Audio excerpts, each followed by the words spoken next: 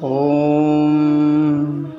शङ्करं शङ्कराचार्यं केशवं बादरायणं सूत्रभासुकृतो वन्दे भगवन्तो पुनः पुनः। ओम नमः शिवाय। ओम नमो नारायण। दोस्तों, आज हम ऋषि परंपरा पर चर्चा करते हैं। उसके साथ ही गिरी शर्मा, वन शर्मा तथा पुरी शर्मा का कैसे आविर्भाव हुआ। सन्यासी, यति, ऋषि, ब्राह्मण ये चारों शब्द परस्पर संबंधित एवं एक ही अर्थ के बोधक हैं। इसलिए सन्यासी एवं यति कहे जाने वाले गोस्वामी ब्राह्मण हैं एवं ऋषि कुल परंपरा से जुड़े हुए हैं। उद्भट विद्वान काका कालेलकर द्वारा लिखित गीता रत्न के अनुसार सर्वप्रथम यति शब्द को लें। वे लिखते हैं कि यति शब्द की उद्भूति संस्कृत के यत धातु से है, जिसका अर्थ है प्रयत्न करना, मेहनत करना। जो मेहनत करता है वह यति है। यत का अर्थ है ऊपर से रोकना, संयम करना। संयम करने वालों को यति कहते हैं। गीता के 5वें अध्याय के 26वें श्लोक में जो यति शब्द आया है वह यति का अर्थ संयमी, सन्यासी और जिसने अपने मन, वाणी एवं सब इंद्रियों को काबू में रखा है। इंद्रियों को संस्कृत में गो कहा जाता है। इन्हें काबू में रखने वाला यति ही गोस्वामी कहा गया है।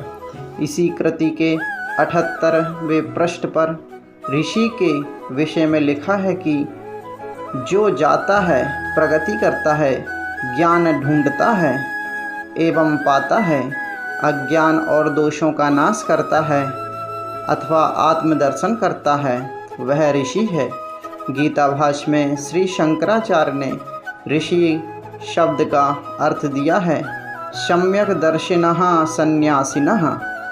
इसी प्रकार इसी ग्रंथ के पृष्ठ 278 पर विद्वान लेखक का मत है कि जो ब्रह्म को जानता है वह ब्राह्मण है। गीता 2 अध्याय के 46 में ब्राह्मण शब्द आया है। वहाँ भगवान शंकराचार्य ने उसका अर्थ सन्यासी किया है। उपरोक्त उदाहरणों से भली भांति स्पष्ट है कि उपरोक्त चारों शब्दों का एक ही अर्थ है। अलग अलग कालों में अलग अलग शब्दों का न्यूनाधिक प्रयोग होता रहा। गीता रत्न के पृष्ठ 178 के अनुसार ऋषि ब्रह्मचारी भी थे और गृहस्थ आश्रमी भी थे। वे पुरोहित का काम भी करते थे और राज भी चलाते थे। इसके बाद देखते हैं गिरी शर्मा, वन शर्मा तथा पुरी शर्मा का आविर्भाव। दोस्तों, आप सभी जानते हैं 10 नाम गोस्वामी ब्राह्मण समाज में कुछ ऐसी उपाधियां हैं जिनको गिरी, पुरी, सरस्वती, वन भारती आदि के नामों से सभी जानते हैं। आइए इस विषय में थोड़ी जानकारी हम करते हैं। भविष्य पुराण चतुर्थ खंड प्रतिसर्ग पर्व में लिखा है कि गिरी, वन एवं पुरी की जो महत्ता है वो इसमें बताई गई है, जो आद्य शंकराचार्य के समकालीन होने की बात को तथा ब्राह्मण होने की धारणा को पुष्ट करता है। उक्त आख्यान का संक्षेप सार प्रस्तुत है। गिरी शर्मा का आख्यान। प्राचीन काल में नैमिषारण्य में अजगर नामक ब्राह्मण था, जो शिव उपासना से भगवान का आभूषण सर्प बन गया। वह 1000 फणों से युक्त क्षीर सागर में रहता था। ब्रह्मा ने स्वयं आकर चंद्र कमंडल में उसे स्थापित किया। इसी शेषनाग के मुख से निकला तेज विंध्य में देवदत्त ब्राह्मण के घर स्थापित हुआ। वही गिरी शर्मा विप्र के रूप में उत्पन्न हुआ। वह विद्वानों को जीतकर काशी आया और भगवान शंकराचार्य का शिष्य हुआ। यहाँ पर बताया जाता है कि यही गिरी नाम सन्यास के रूप में प्रसिद्ध हुआ और जो मूलतः ब्राह्मण है। इसके बाद वन शर्मा का आख्यान देखते हैं।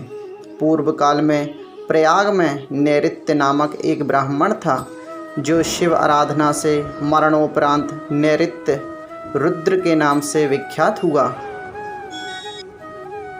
वहीं अपने अंश से पृथ्वी पर आकर गिरिनाल गिरी के वन में वनवासी सिद्ध शांख तपस्वी के पुत्र के रूप में उत्पन्न हुआ। वह वेद शास्त्र पारायण वन शर्मा के नाम से विख्यात हुआ। तत्वज्ञान की अभिलाषा से काशी में आदि शंकराचार्य का शिष्य हुआ। यही वन शर्मा आज के दशनाम गोस्वामी ब्राह्मण समाज के लिखते हैं। वन के नाम से दशनाम में यह एक उपनाम है, जिसको दशनाम गोस्वामी ब्राह्मण धारण करते हैं। इसके बाद देखते हैं पुरी शर्मा का आख्यान। महिष्मति के वसु शर्मा के पुत्र अजैकपाद से हार कर मृत्यु देवता ने ब्रह्मा से शिकायत की। तब ब्रह्मा ने अजैकपाद को भयहारी रुद्र के रूप में चंद्रकमंडल का अधिपति बना दिया। बाद में यही अजैकपति महिष्मति में पुरी शर्मा के रूप में जन्मा तथा 16 वर्ष में वेद पारंगत विद्वानों को जीतकर शंकराचार्य का शिष्य हुआ। बाद में यह दशनाम गोस्वामी ब्राह्मण के रूप में पुरी का प्रादुर्भाव हुआ।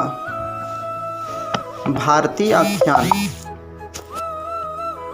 देवताओं की प्रार्थना पर ज्योतिर्लिंग में रुद्र हिमालय पर्वत साध्यकर्मा के पुत्र के रूप में भारती नाम से प्रसिद्ध हुआ।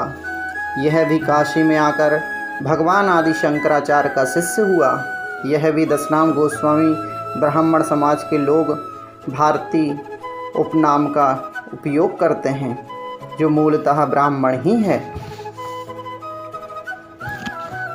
आचार्य ईश्वरपुरी आख्यान।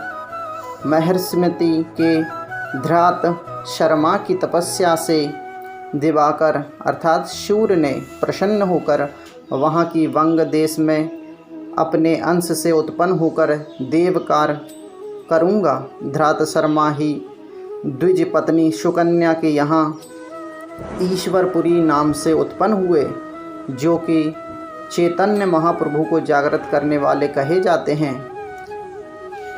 ओम नमो नारायण। जय दशनाम गोस्वामी ब्राह्मण समाज।